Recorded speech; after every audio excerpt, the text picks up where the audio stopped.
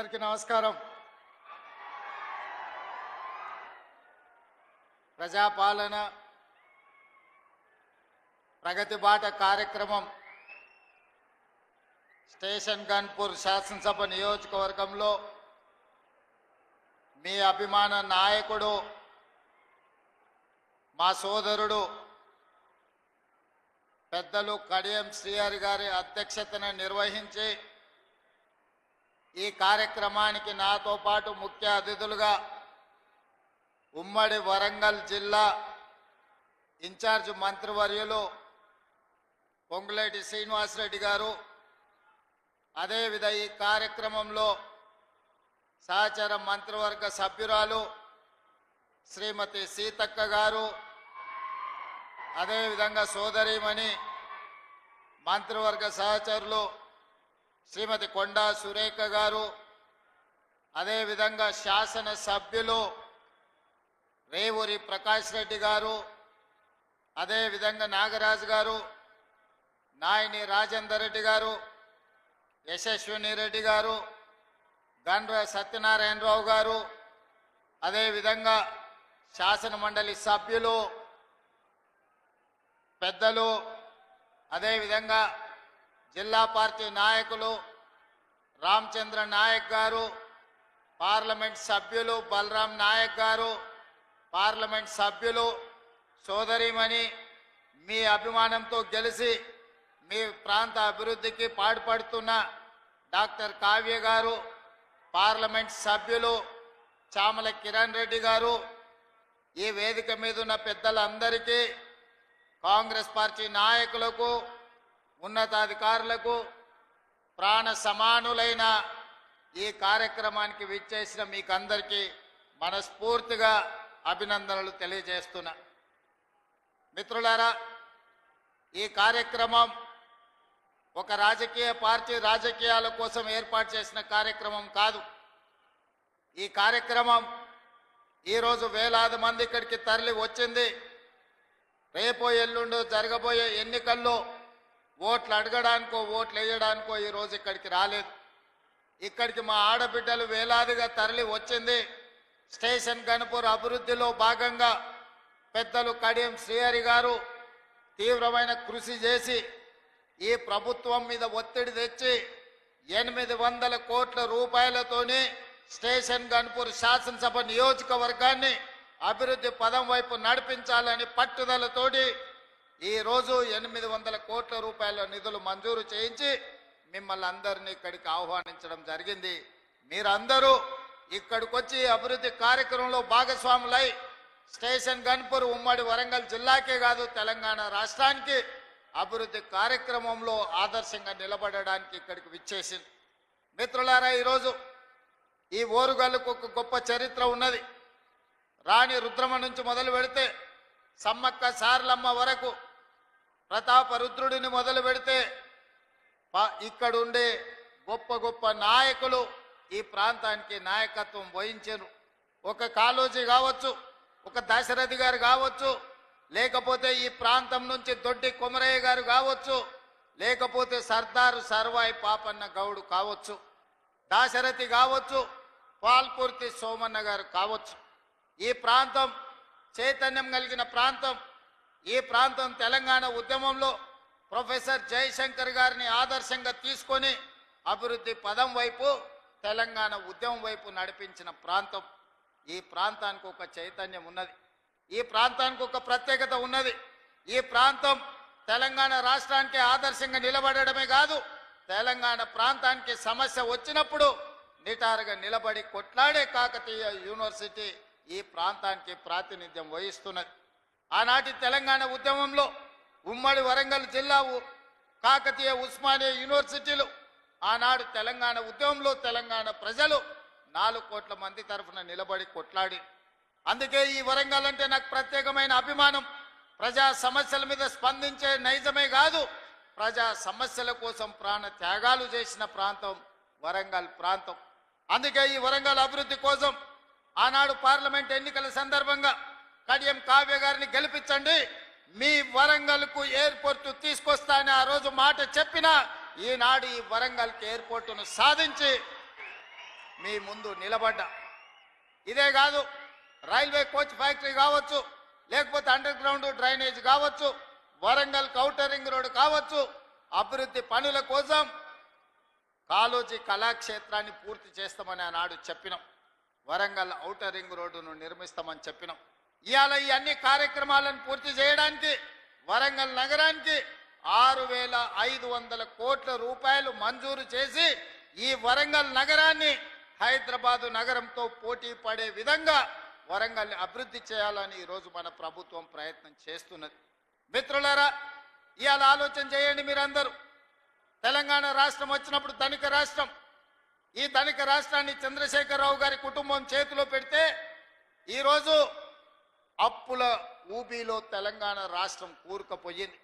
ఆనాడు నెలకు 500 కోట్ల రూపాయలు అసలు మిత్తి కట్టే అప్పు ఉంటే ఈనాడు ప్రతి నెల అసలుకే 6,500 కోట్ల రూపాయలు ప్రతి నెల కట్టాల్సిన పరిస్థితి వచ్చింది. 10 ఏళ్లలో ఈరోజు దాదాపుగా 8 లక్షల కోట్ల రూపాయలు, 7 లక్షల కోట్ల రూపాయలు బ్యాంకుల్లో అప్పు తెస్తే 40,000 కోట్ల రూపాయలు కాంట్రాక్టర్లకు బకాయిలు పెట్టిండు. ఇవాళ సింగరేణికి బకాయిలు పెట్టిండు. విద్యుత్ శాఖ డిపార్ట్మెంట్కు ఉచిత కరెంటు పేరు మీద రైతులకు ఉచిత కరెంటు ఇచ్చినా అని విద్యుత్ శాఖకు బకాయిలు పెట్టిండు. నిన్నగాక మొన్న బ్యాంకుల్లో తెచ్చిన అప్పులే కాదు, ఆయన పెట్టిపోయిన బకాయిలను లెక్కేస్తే 8,29,000 కోట్ల రూపాయల లెక్క తేలింది. మిత్రులారా, ఈ 8,29,000 కోట్లలో మా నెత్తి మీద కత్తి పెట్టి ఈరోజు బ్యాంకులు వసూళ్లు చేస్తే అసలు మిత్తి 1,53,000 కోట్ల రూపాయలు ఈరోజు బ్యాంకులకు చెల్లించాల్సి వచ్చింది. నిన్న శాసనసభ సాక్షిగా ఈ వివరాలన్నీ నేను చెప్పిన. ఎందుకంటే ఈనాడు మీకు తెలవాలి మన ఆర్థిక పరిస్థితి ఎట్లుందో. మన ఆర్థిక పరిస్థితి తెలిసినప్పుడే మన భవిష్యత్తు ప్రణాళికలను మనం చేసుకోగలుగుతాం. మన భవిష్యత్తు ప్రణాళికలు, సంక్షేమ పథకాలు ఎట్లుండాలి, అభివృద్ధి పథకాలు ఏ విధంగా ముందుకు సాగాలనో మనం ఆలోచన చేసుకోగలుగుతాం. అందుకే మిత్రులారా, ఈరోజు మీ ముందు నిలబడి నేను మాట చెప్పదలుచుకున్నా. ఎన్నికల్లో ఇచ్చిన గ్యారంటీలలో ఆడబిడ్డలకు ఆర్టీసీలో ఉచిత బస్సు ప్రయాణం అని చెప్పినాం. 2 రోజుల్లోనే ఈనాడు 150 కోట్ల మంది ఆడబిడ్డలు ఉచిత బస్సు ప్రయాణం చేసినందుకు ఆర్టీసీకి 5,005 కోట్ల రూపాయలను ఈనాడు రాష్ట్ర ప్రభుత్వం అందించిన మాట వాస్తవం కాదా? ఈరోజు మా ఆడబిడ్డలు, మా అక్కల్ని అడుగుతున్న ఇక్కడ ఉన్న వాళ్ళను, అక్క ఎప్పుడైనా మీరు బస్సు ఎక్కితే ఎవరైనా అనా పైసైనా మిమ్మల్ని అడిగినరా అని నేను మా ఆడబిడ్డలు నేను అడగదలుచుకున్నా. ఆయల్ల మీరు అమ్మగారింటికి వెళ్ళాలన్నా, అమ్మవారిని దర్శించుకోవాలన్నా, యాదగిరి గుట్టకు పోవాలన్నా, భద్రాచలంలో రాముల వారిని దర్శించుకోవాలన్నా బస్సు పైసలు ఉండేటివి కావు. ఇంటి ఆయన ఇస్తే ఇచ్చినట్టు, లేకపోతే మీరు ఊరుకున్నట్టే ఉండే. కానీ ఇవాళ ఇంటి ఆయన బాయికాడికి పనికి పోతే మా అక్కలు ఆలయానికి పోయి దర్శనం చేసుకొని ఆయన వచ్చే లోపల మళ్ళీ ఇంటికి వచ్చేటట్టు ఈరోజు బస్సులో ఉచిత ప్రయాణం ఇచ్చిన మాట వాస్తవం కాదా? ఇవాళ నేను అడుగుతున్న మా ఆడబిడ్డల్ని, 200 యూనిట్లు మీ ఇళ్లలో ఉండే కరెంటు ఉచితంగా ఇస్తున్నామా లేదా? ఇవాళ తెలంగాణ రాష్ట్ర ప్రజలకు నేను చెప్పదలుచుకున్నా, 200 యూనిట్లు ఉచిత కరెంటు పేదవాళ్లకు, 50 లక్షల కుటుంబాలకు ఈనాడు తెలంగాణ రాష్ట్ర ప్రభుత్వం పేదవాళ్లకు అందుబాటులోకి తీసుకొచ్చిన మాట వాస్తవం కాదా? ఇవాళ అప్పుల పాలైన తెలంగాణలో 24 గంటల ఉచిత విద్యుత్తు రైతాంగానికి అందిస్తున్న మాట వాస్తవం కాదా? అదేవిధంగా ఆడబిడ్డలకు 500 రూపాయలకే సిలిండర్ ఇస్తున్న మాట వాస్తవం కాదా? ఇవాళ నేను చెప్పదలుచుకున్న తెలంగాణ రైతాంగానికి వేదిక మీద నుంచి 25,35,000 మంది రైతులకు 20,617 కోట్ల రూపాయలు, 2 లక్షల రూపాయల వరకు రైతు రుణమాఫీ చేసి మీ రుణము తీర్చుకుంటామని చెప్పినాం. ఈనాడు మీ రైతు రుణాలను మాఫీ చేసి, ఈ రైతు రుణాల మాఫీ కాదు, ఆనాడు రైతు బంధు ఎన్నికల కోడును అడ్డం పెట్టి కేసీఆర్ ఎగ్గొట్టిపోతే 7,625 కోట్ల రూపాయలు ప్రభుత్వం ఏర్పడిన ఎంబడే రైతు భరోసా పథకం ద్వారా మీ ఖాతాలలో నిధులేసిన మాట వాస్తవం కాదా? ఈ రకంగా చెప్పుకుంటూ పోతే తెలంగాణ ఉద్యమంలో ఉన్న నిరుద్యోగ యువకులకు 57,924 ప్రభుత్వ ఉద్యోగాలను మొదటి 10 నెలల్లోనే నియామకాలు అందించి నిరుద్యోగ సమస్యను తెలంగాణ రాష్ట్ర పొలిమేర్లు దాటి వరకు తరిమిన మాట వాస్తవం కాదా? గత 10 రోజుల నుంచి ఈనాడు పాత్రికేయ మిత్రులను నేను అడగదలుచుకున్నా, హైదరాబాద్లో మీ ఇండ్ల పట్టాలకు భూములు ఇస్తే 10 ఏళ్ళ పట్టాల సర్టిఫికెట్లు మీకు చంద్రశేఖరరావు ఇయ్యలే. నేను వచ్చిన తర్వాత మీ కుటుంబాలను పిలిచి రవీంద్ర భారతిలో భోజనం పెట్టి మీ జర్నలిస్టులకు ఇండ్ల పట్టాలు నేను ఇచ్చిన మాట వాస్తవం కాదా? 10 ఏళ్ళు చంద్రశేఖరరావు మీకు అన్యాయం చేస్తే మీకు ఇండ్ల పట్టాలు ఇచ్చింది ఈ ప్రభుత్వం కాదా అని నేను అడుగుతున్నా. ఇవాళ గ్రూప్ 1 పరీక్షలు, గ్రూప్ 2 పరీక్షలు, గ్రూప్ 3 పరీక్షలు, ఇవాళ మీ ఉద్యోగాల కోసం ఈరోజు పరీక్షా ఫలితాలను ఇచ్చి ఈరోజు మిమ్మల్ని ఆదుకునే ప్రయత్నం చేస్తున్నాం కదా. అందుకే ఒక్క నిమిషం ఉండండి, చూసిన దించండి. అందుకే ఈరోజు మీ సమస్యలను పరిష్కరించడం కోసమే ఈరోజు ప్రజాపాలన ప్రగతి బాటల పేరు మీద మీ ముందుకొచ్చి మీ దగ్గర నిలబడి మాట్లాడుతున్నాం. ఈరోజు నిరుద్యోగ సమస్యనే కాదు, మీ విద్యకు సంబంధించి టీచర్ల ప్రమోషన్లు 11,000 మంది ఈరోజు టీచర్ల నియామకాలు చేపట్టి పేదలకు విద్యను అందుబాటులోకి తీసుకురావాలని ప్రభుత్వం చేస్తున్న ప్రయత్నం నిజం కాదా అని నేను మిమ్మల్ని అడుగుతున్నా. మిత్రులారా, ఈరోజు రైతుల గురించి కానీ, మహిళల గురించి కానీ, విద్యార్థుల గురించి కానీ, నిరుద్యోగ యువకుల గురించి కానీ, తెలంగాణ సమాజంలో ఉన్న సమస్యల్ని పరిష్కరించడానికి పాత్రికేయ మిత్రుల నుంచి మొదలు పెడితే డాక్టర్లు, లాయర్లు, ఇంజనీర్ల వరకు ప్రతి ఒక్కరి సమస్యని పరిష్కరించడానికి ఈరోజు రాష్ట్ర ప్రభుత్వం ప్రయత్నం చేస్తున్నది. అందుకే ఆనాడు ధనిక రాష్ట్రంగా చంద్రశేఖరరావు గారికి అప్పచెప్పినాం. ఈరోజు దివాలా తీసిన రాష్ట్రంగా మా చేతికి అప్పచెప్పిండు. అందుకే మిత్రులారా, ఈరోజు ఈ సమస్యలు పరిష్కరించడానికి ఉన్నది ఉన్నట్టు వాస్తవాలను మీకు వివరించే ప్రయత్నం చేస్తున్నా. ఈరోజు రాష్ట్రానికి బడ్జెట్ ఆదాయము తగ్గిపోయింది. బట్టి విక్రమార్క గారు పోయినసారి బడ్జెట్ 2,91,000 కోట్ల రూపాయలకు పెట్టిండు. కానీ వాస్తవంగా మేము గతంలో వేసిన అంచనాల కంటే తగ్గించి ఆర్థిక పరిస్థితి అబద్ధాలతో ఉండకూడదని బడ్జెట్ను తగ్గించే పెట్టినాం. అయినా అంచనాల మేరకు ఆదాయం రాలే. ఇవాళ మేము పెట్టిన బడ్జెట్ 70,000 కోట్ల రూపాయలు తక్కువతో ఈరోజు బడ్జెట్ ముగియబోతుంది మార్చి 31 తారీఖు నాడు. మరి ఇన్ని కష్టాలు ఉన్నా మీకు ఇస్తామన్న మాట ప్రకారం సంక్షేమ పథకాలను ఈరోజు అమలు చేసే ప్రయత్నం చేస్తున్నాం. అభివృద్ధికి అవసరమైన నిధులను ఈరోజు విడుదల చేస్తున్నాం.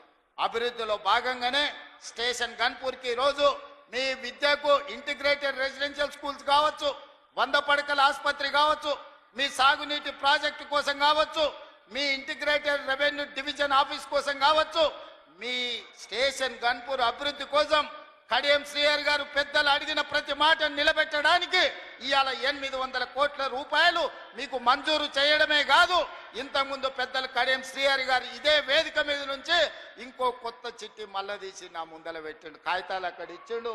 కడియం శ్రీహరి గారు మొత్తం వినతి పత్రాలు ఇచ్చిండు. వారిని చూస్తేనే నాకు భయం అవుతుంది. వారు ఏ పైరవ అడిగారు, ఏ సొంత పని అడిగారు. వారు వస్తేనే నా ప్రజలకు ఏదో చెయ్యాలి, స్టేషన్ గన్పూర్కు నిధులు తీసుకుపోవాలని అడుగుతూ ఉంటారు. అందుకే వారంటే నాకు ప్రత్యేకమైన అభిమానం. ఇది ఈనాటిది కాదు, 20-25 ఏళ్ల నుంచి కడియం శ్రీహరి గారితో నాకున్న పరిచయం. నేనే వారిని అడిగి కాంగ్రెస్ పార్టీలోకి రండి, నాకు అండగా నిలబడండి, ఈ తెలంగాణ రాష్ట్రాన్ని అభివృద్ధి పదం వైపు నడిపిద్దాం, మీ అనుభవం, మీ నిజాయితీ తెలంగాణ రాష్ట్రానికి అవసరం ఉన్నది, శ్రీహరి గారు మీరు రండి, చెల్లి కడియం కావ్యను ఎంపీగా గెలిపించుకున్న బాధ్యత నేను తీసుకుంటా అని చెప్పిన. అందుకే ఇవాళ మీ ఆడబిడ్డను డాక్టర్ కావ్యను పార్లమెంటు సభ్యురాలుగా మీరు ఢిల్లీకి పంపిస్తే మీకు ఎయిర్పోర్ట్ తీసుకొచ్చింది, మీకు రైల్వే కోచ్ ఫ్యాక్టరీ తీసుకొచ్చింది, భవిష్యత్తులో కాజిపేట రైల్వే జంక్షన్ను తీసుకొచ్చే బాధ్యత మీ సోదరిమణి మీ ఆడబిడ్డ డాక్టర్ కావ్య తీసుకుంటుంది. వారికి రైల్వే డివిజన్ని తెచ్చే బాధ్యత మా ఆడబిడ్డ మీ ఆడబిడ్డ కావ్య తీసుకుంటుంది. అండగా నిలబడి భుజం తట్టి ప్రోత్సహించే బాధ్యత నాది, పెద్దలు కడియం శ్రీహరి గారిది అని చెప్పి నేను ఈ సందర్భంగా తెలియజేస్తున్నా. మిత్రులారా, మీ దేవాదుల ప్రాజెక్టు పూర్తి కావాలన్నా, శ్రీహరి గారు నా ముందు ప్రతిపాదించిన పనులను పూర్తి చేయాలన్నా, మీ స్టేషన్ గన్పూర్కి భవిష్యత్తులో నిధులను విడుదల చెయ్యాలన్నా మీరందరూ కలిసికట్టుగా శ్రీహరి గారి నాయకత్వాన్ని బలపరచండి. ఈ స్టేషన్ గన్పూర్ని అభివృద్ధి చేసే బాధ్యత ఈ రాష్ట్ర ప్రభుత్వం తీసుకుంటుంది. ఈనాడు రాష్ట్రం నలుమూలలో మీరు చూడండి, కృష్ణానది జలాల గురించి మీరు ఆలోచన చేయండి. గోదావరి మీద కట్టిన ప్రాజెక్టుల గురించి ఒక్కసారి చర్చించండి.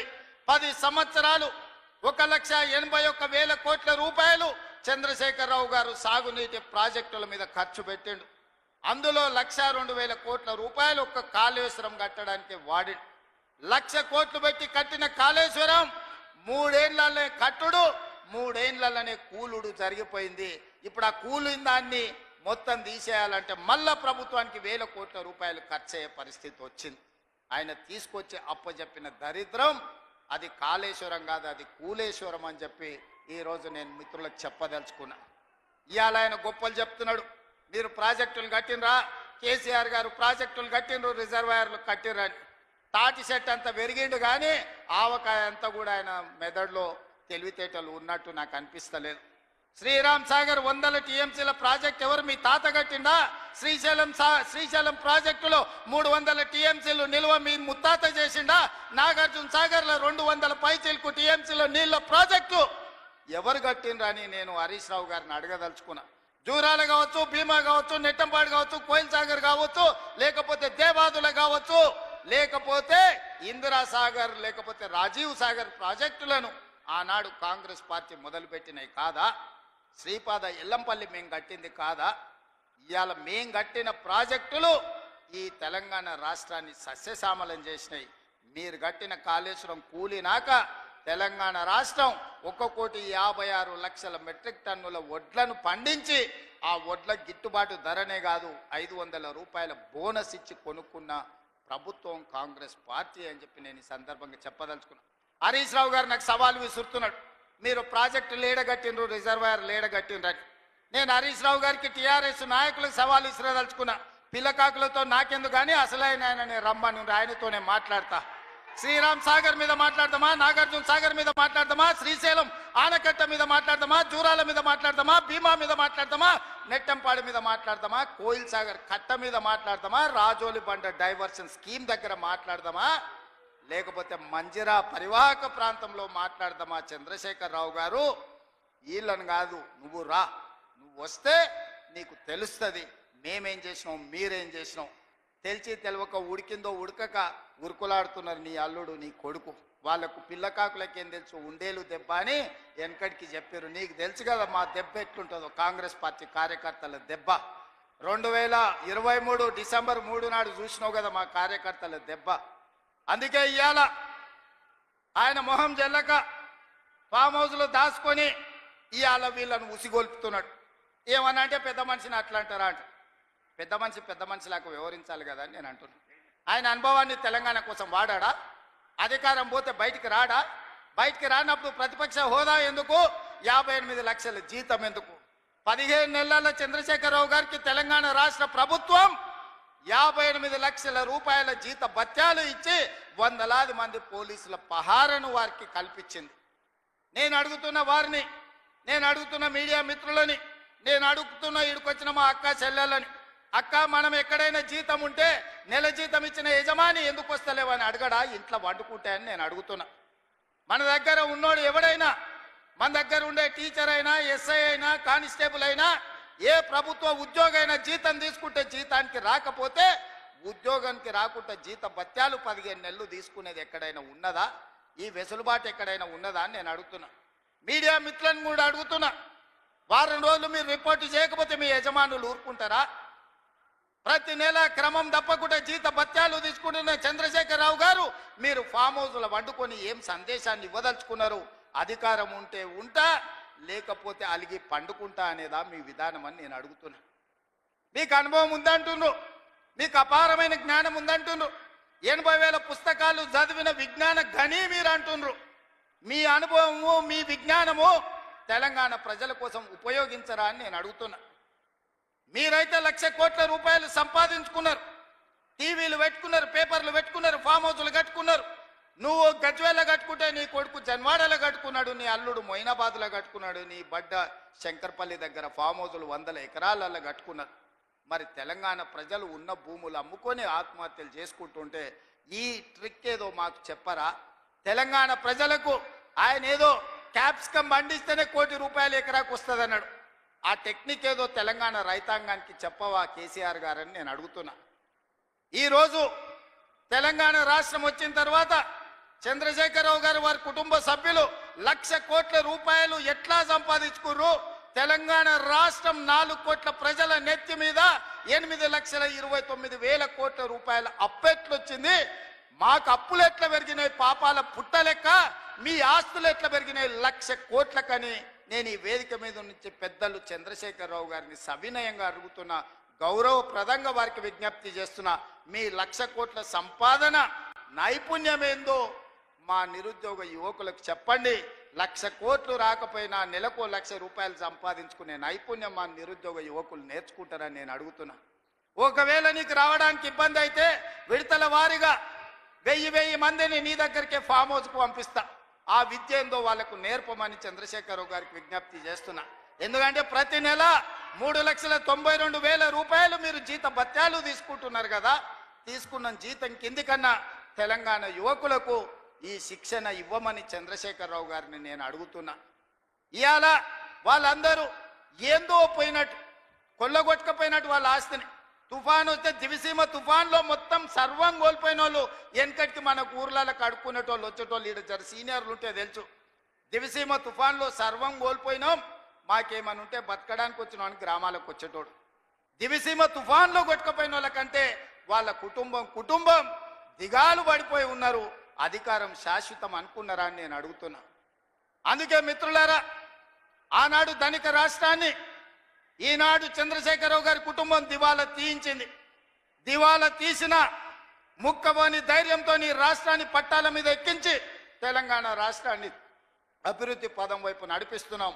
అందుకే ఈరోజు స్టేషన్ గద్పూర్లో 800 కోట్ల రూపాయలతో అభివృద్ధి కార్యక్రమాలను తీసుకున్నాం. కొన్ని విషయాలు ఆడబిడ్డల విషయం కావచ్చు, ఆర్టీసీ బస్సులు ఇవ్వడం కావచ్చు, లేకపోతే సోలార్ పవర్ ప్లాంట్లు కావచ్చు, ఎన్నడైనా వాళ్ళు ఆలోచన చేసిండ్రా ఈ ఆడబిడ్డలను ఆదుకోవాలని?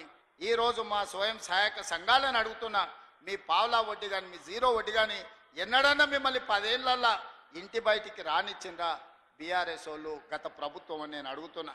ఇవాళ మా అక్కల్ని అందరినీ ధైర్యంగా రండి, మీ తమ్ముడికి అడ్డగా నిలబడండి, మీ సోదరుడు ఉన్నాడు, మీరు అభివృద్ధి పదం వైపు నడవండి అని చెప్పి ఈరోజు ఆడబిడ్డలకు ఈరోజు మేము నిలబడ్డాం. నేను అడుగుతున్నా చంద్రశేఖరరావు గారు, ప్రొఫెసర్ జయశంకర్ గారి ఊరిని కూడా 10 ఏళ్లలో నువ్వు రెవెన్యూ విలేజ్ చెయ్యలేదు. నేను వచ్చిన తర్వాత జయశంకర్ గారి ఊరిని రెవెన్యూ విలేజ్ చేసిన. ఈ ప్రభుత్వం వచ్చినాకనే వరంగల్కి ఎయిర్పోర్ట్ వచ్చింది.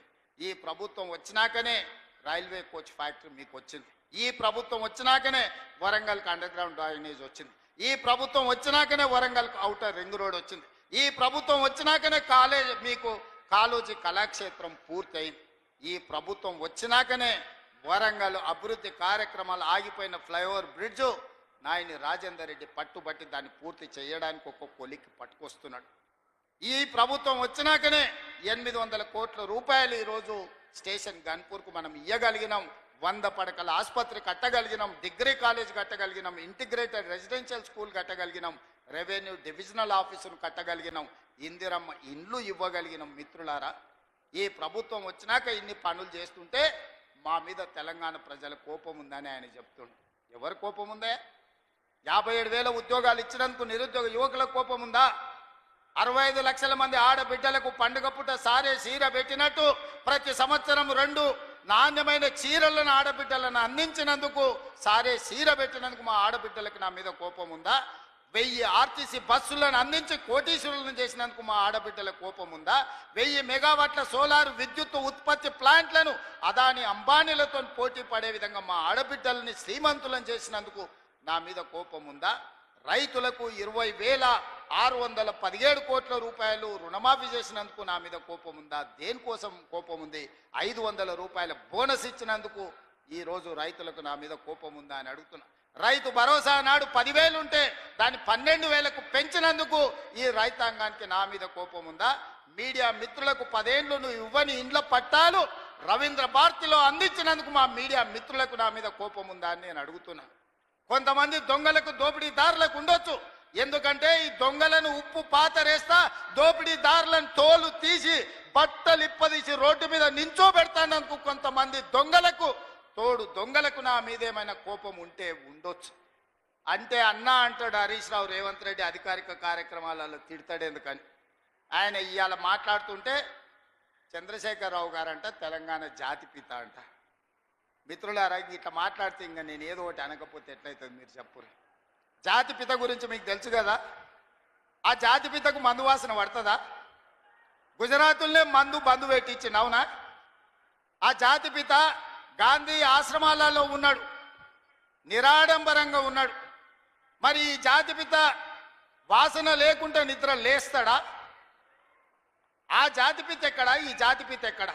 ఆ జాతిపిత ఎక్కడో చిన్న చిన్న దళిత వాడల్లో జీవితం గడిపితే 100 ఎకరాల ఫామ్ హౌజుల్లో ఈ జాతిపిత గారు ఉన్నారు. ఈయన జాతిపిత ఎట్లయితాడని నేను అడుగుతున్నా. అసలు పోల్చుకోవడానికన్నా పొంతన ఉండాలి కదా. పులిని చూసి నక్క వాతలు పెట్టుకుంటే వాతలతోని నక్క పులి అయిపోతుందా? జాతిపిత అంటే ఎవరు? కొండా లక్ష్మణ్ బాబూజీ జాతిపిత. జాతిపిత అంటే ఎవరు? ప్రొఫెసర్ జయశంకర్ జాతిపిత. ఏ పదవి లేకుండా సర్వం త్యాగం చేసి ఈ దేశం కోసము, స్వతంత్రం కోసము, తెలంగాణ రాష్ట్రం కోసం సర్వం దారబోసిన కొండా లక్ష్మణ్ బాపూజీనో ప్రొఫెసర్ జయశంకర్ తెలంగాణకు జాతిపిత అవుతాడు తప్పితే నోరు తెరిస్తే అబద్ధాలు చెప్పేటోడు, తెలంగాణ రాష్ట్రాన్ని దోసుకున్నాడు, 100 ఎకరాల ఫామ్ హౌజులు కట్టుకున్నాడు, 1,00,000 కోట్ల రూపాయలు సంపాదించుకున్నాడు, టీవీలు పేపర్లు పెట్టుకొని అబద్ధాలను విషప్రచారం చేసేటోడు తెలంగాణ జాతిపిత ఎట్లయితాడని తాటి చెట్టులాగా పెరిగినాయని నేను అడుగుతున్నా. ఇవాళ నేను ఇక్కడున్న యువకుల్ని కూడా అడుగుతున్నా, ఎవడయా జాతిపిత తెలంగాణకు? తాగుబోతాడు జాతిపిత అవుతాడా అని నేను అడుగుతున్నా. త్యాగాలు చేసినోడు తెలంగాణకు జాతిపిత అవుతాడా? తాగుబోతాడు తెలంగాణకు జాతిపిత అవుతాడా అని నేను అడుగుతున్నా. ఒక జయశంకర్, ఒక కొండా లక్ష్మణ్ బాబుజీ తెలంగాణ జాతిపితలు అవుతారు తప్పితే తెలంగాణను జలగల్లాక పట్టి పీడించుకున్నవాడు, తెలంగాణ ప్రజల రక్తం దాగినోడు ఎవడు జాతిపిత కాడు. ప్రొఫెసర్ జయశంకర్ గారు ఊరిని రెవెన్యూ విలేజ్ చేయకుండా అవమానించిన చరిత్ర మీదైతే ఆ రెవెన్యూ విలేజ్ చేసిన చరిత్ర మాది. కాళోజీ కళాక్షేత్రాన్ని పూర్తి చేసిన చరిత్ర మీదైతే 10 ఏళ్ళు పడవ పెట్టిన చరిత్ర మీది. అందుకే మిత్రులారా, ఈరోజు తెలంగాణ సమాజం అంతా ఆలోచన చేయాలి. ఆనాడు తెలంగాణ ఉద్యమం చేసినాను, ఉద్యమంలో ముందు భాగాన నిలబడ్డాను. ఒక్కసారి కాదు 2 సార్లు తెలంగాణ రాష్ట్రానికి ముఖ్యమంత్రిగా చేసింది. 10 ఏళ్లలో దాదాపుగా నేను అసెంబ్లీలో మళ్ళా లెక్కలు చెప్తా. 20 లక్షల కోట్లు చంద్రశేఖరరావు గారి చేతిలోకి వచ్చినాయి. ఈ 20 లక్షల కోట్లు ఎక్కడికి పోయినాయని నేను అడుగుతున్నా. ఇవాళ నేను చెప్పదలుచుకున్న, చంద్రశేఖరరావు గారు చేసిన అప్పుల కోసం నేను కట్టింది 1,53,000 కోట్లు బ్యాంకులకు అసలు మిత్తి పేరు మీద నేను కట్టిన. నిజంగానే ఈ 15 నెలల ఈ 1,53,000 కోట్ల రూపాయలు నా చేతుల్లో ఉంటే మా పొంగులేటి శ్రీనివాసరెడ్డి గారికి చెప్పి 30 లక్షల ఇండ్లు, ఇందిరమ్మ ఇండ్లు పేదోళ్ళందరికీ తెలంగాణ రాష్ట్రంలో అందరికీ ఇండ్లు కట్టించుండేవాడిని. ఇవాళ నా దగ్గర ఇండ్లు లేని పేదల లెక్క 25 లక్షలే ఉంది. ఒక్క సంవత్సరం చంద్రశేఖరరావు గారు చేసిన అప్పులకు తప్పులకు నేను కట్టిన పాయమాల్ 1,53,000 కోట్లు.